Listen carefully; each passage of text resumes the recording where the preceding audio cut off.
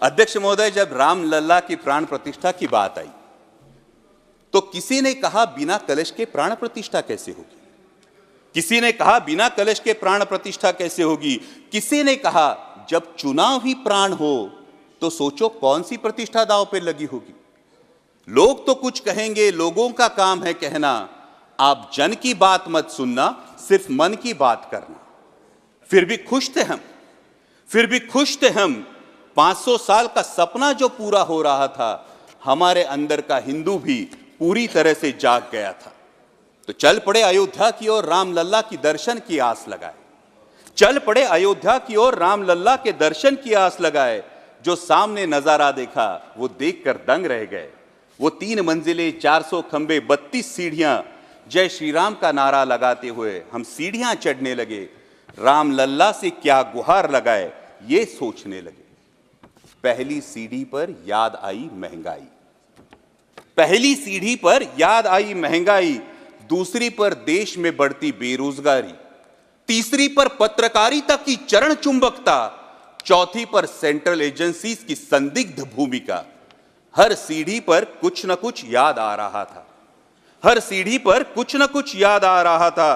कहीं 15 लाख का जुमला, कहीं किसानों का आक्रोश था, कहीं महिला कुश्तीगिरों की वेदना थी, कहीं सालाना 2 करोड़ रोजगारों का वादा था, कहीं बढ़ती सांप्रदायिकता थी, तो कहीं चुनिंदा पूंजीपतियों पर मेहरबान हमारी सरकार का चेहरा था। इस वास्तविकता ने झंझोड़ने के बाद भी हम अंधभक्तों की तरह चलते गए। होश तो तब संभाला जब रामलला के दर्शन हुए।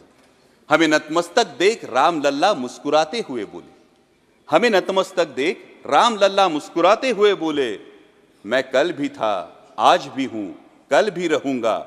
जितना इस मंदिर में हूं उतना ही तुम्हारे मन में रहूंगा।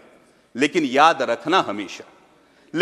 रखना हमेशा मैंने त्रेता युग में रामराज जलाया था, तुम कलियुग में जीते हो जहां संविधान ने गणराज जलाया है। धर्म समाज का किनारा जरूर है, धर्म समाज का किनारा जरूर है, लेकिन देश एक बहती धारा है। किनारे को धारा के बीच में लाया तो प्रवाह अड़ जाता है, प्रगति के पथ से हट जाता है। इसलिए धर्म का ठेकेदार नहीं, पहरेदार बनना चाहिए। इसलिए धर्म का ठेकेदार नहीं, पहरेदार बनना चाहिए। तुम रहो न रहो, वो रहे न रहे, ये देश रहना चाहिए, देश का संविधान रहना चाहिए, देश का लोकतंत्र रहना चाहिए, ये देश रहना चाहिए। जय हिंद, धन्यवाद।